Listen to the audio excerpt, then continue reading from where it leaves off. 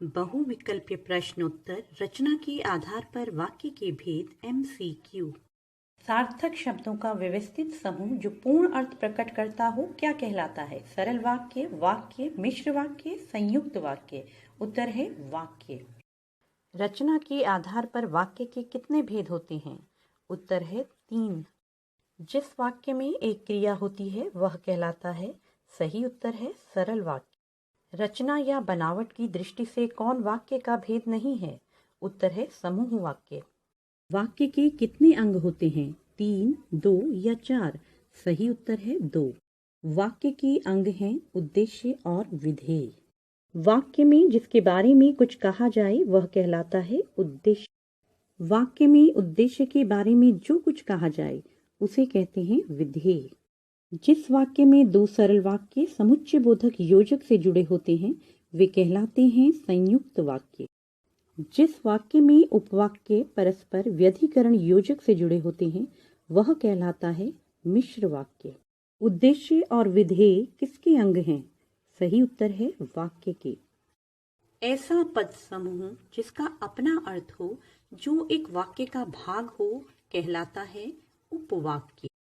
आश्रित उपवाक्य कितने प्रकार के होते हैं? 2, 3 या 4? सही उत्तर है 3।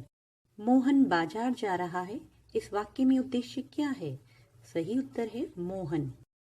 निम्न वाक्य में विधेय कौन सा है? वाक्य है इस कक्षा का सर्वश्रेष्ठ धावक अमन प्रतियोगिता में भाग लेगा। विधेय है प्रतियोगिता में भाग लेगा। निम्न में से सरल वाक्य का चयन कीजिए। उसने कहा कि कार्यालय बंद हो गया। सुबह हुई और वह आ गया। राहुल धीरे धीरे लिखता है। जो बड़े हैं उन्हें सम्मान दो। सरल वाक्य है राहुल धीरे धीरे लिखता है। निम्नलिखित मिश्र वाक्य में कौन सा विशेषण उपवाक्य है? सही उत्तर है लखनऊ जो उत्तर प्रदेश की राजधानी है, एक ऐतिहासिक नगर है। निम्नलिखित में से मिश्र वाक्य कौन सा है? सही उत्तर है मैंने सुना है कि नीना पास हो गई। जो उपवाक्य किसी पर आश्रित नहीं होता है अर्थात स्वतंत्र होता है वह कहलाता है प्रधान उपवाक्य। जो उपवाक्य दूसरे उपवाक्य पर आश्रित होते हैं वे कहलाते हैं आश्रित उपवाक्य।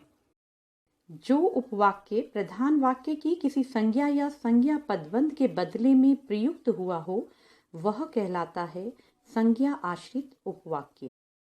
जो उपवाक्य प्रधान उपवाक्य की क्रिया की कोई विशेषता बताता है वह कहलाता है क्रिया विशेषण आश्रित उपवाक्य।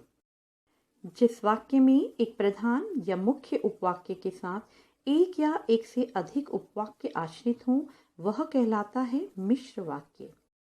एक प्रकार के वाक्य से दूसरे प्रकार के वाक्य में बदलना कहलाता है वाक्य रूपांतरण।